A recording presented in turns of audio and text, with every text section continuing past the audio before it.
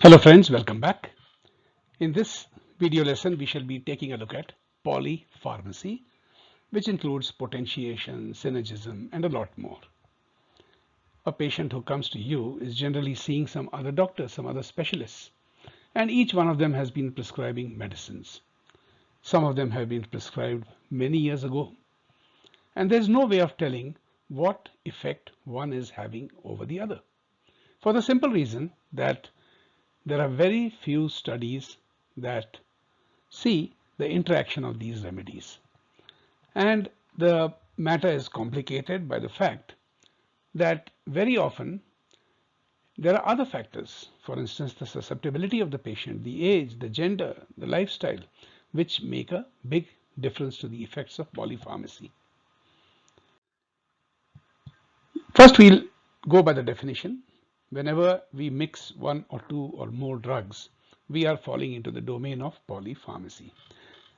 And the interesting thing is that the results, as we said earlier, are unpredictable. A mixture of two or more drugs producing a greater response than expected, that is greater than the arithmetic sum of their individual effects. Let's look at it a little deeper. The mathematics that is involved behind this is very complex. I'm just trying to simplify that so that we understand it a little better. Suppose we are mixing two drugs, and mind you, most patients are on 5, 6 or more drugs these days, especially for those who are having many comorbidities with their chronic complaints.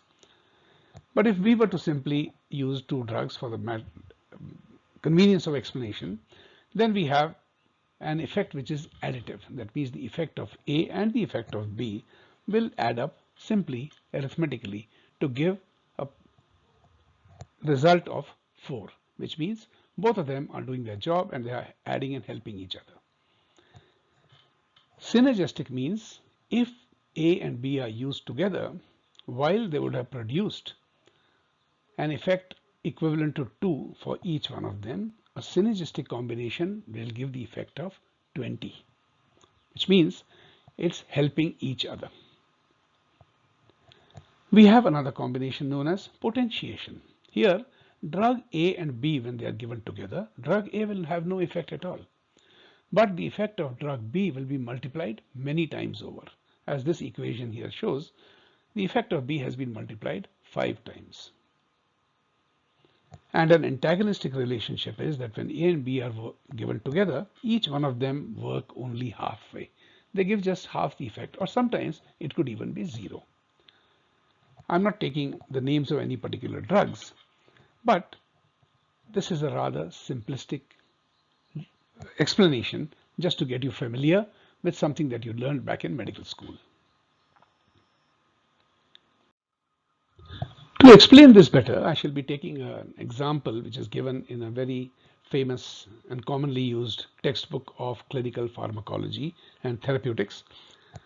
Perhaps you might have used this in medical school or some such similar book. And I'll be referring to the very first chapter, which is Introduction to Therapeutics. This is a very interesting case given right at the beginning of the book, in the first few pages. This is the case of a patient who was seen by a GP, a general practitioner. The patient is an 86-year-old lady, and the first thing he did was to review the medications that she was taking. This lady was living in a nursing home under care, and she had hypertension and multi-infarct dementia. That means dementia caused due to infarction or strokes, which affected her over the course of years. Her family used to visit her daily, but in recent times she does not recognize them anymore, and that makes it very hard for the relatives who are visiting her, and that can be very traumatic emotionally for both, in fact, but more for the family. She needs help when she is dressing, washing, and feeding. So the doctor examined her further. The doctor started by checking out the medications that she was on. She was taking a diuretic for hypertension. There was a beta blocker that was added for hypertension. She was taking a statin drug to lower her cholesterol. She was also taking aspirin as a blood thinner and anticoagulant given her history of stroke. She was also taking an antipsychotic treatment for schizophrenia. We don't have the details of the case, but we just know this much information. She was also taking an antidepressant, which is not unusual in old people living in care homes. She was also being given a stool softener and an anti-constipation drug. And finally, she was also being given the conventional Senna, which was also being used for anti-constipation effects. The doctor then performed a physical examination, and here is what he found. The patient was smelling of urine. So there was a reason for him to suspect that she could be having a UTI or a urinary tract infection, and he took samples and sent them for investigation. She also had several bruises on her head. Probably she had been knocking herself over somewhere, but there is no further detail given to us. But she seemed to be well cared for. That means she was well dressed, taken care of, hair were nicely made up, dressed well. She was calm, but her demeanor was pale and she looked bewildered. Her rectum was loaded with hard stool. That is despite the two drugs that she was specifically taking for stool softening and constipation. Next, we are told about her vitals. The pulse was just 48 heartbeats a minute. Lying down, her blood pressure was 169 by 96 millimeters of mercury. But when she was asked to stand, it dropped considerably, more than 47 millimeters to 122 by 76 mm of mercury. In other words, it was postural hypotension. She was sweating and looked distressed when she was standing. As mentioned earlier, the urine was sent for culture, and the results which came back later showed only a light mixed growth. So here are the actions taken by the doctor. All medications were stopped. Absolutely, all medications were stopped. Manual evacuation of her feces was done, and the stool was sent for examination, and it turned negative for any occult blood. Her full blood count was also normal. 2 weeks later, it was found that she was incontinent only at night. Daytime, she was normal.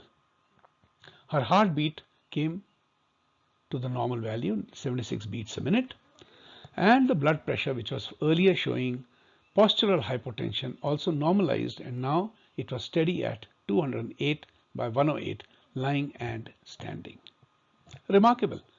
The only action taken was no medication. So what do we learn from this particular case, or what do the authors wish to tell a medical student who has just started a study of pharmacology? Very often the very early lessons are forgotten in the noise, din and complication of other things that are burdened onto the medical student. The lessons learned were: polypharmacy creates complications. Postural hypotension could be traced to the use of these three drugs. Constipation was also attributed to these two drugs.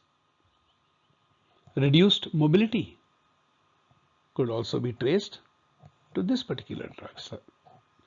Constipation also was because of the same drug. She also had bradycardia, which was due to atenolol. Urinary incontinence and aspirin, if it was continued, could have caused gastrointestinal tract bleeding. But fortunately, there was no blood in the stool.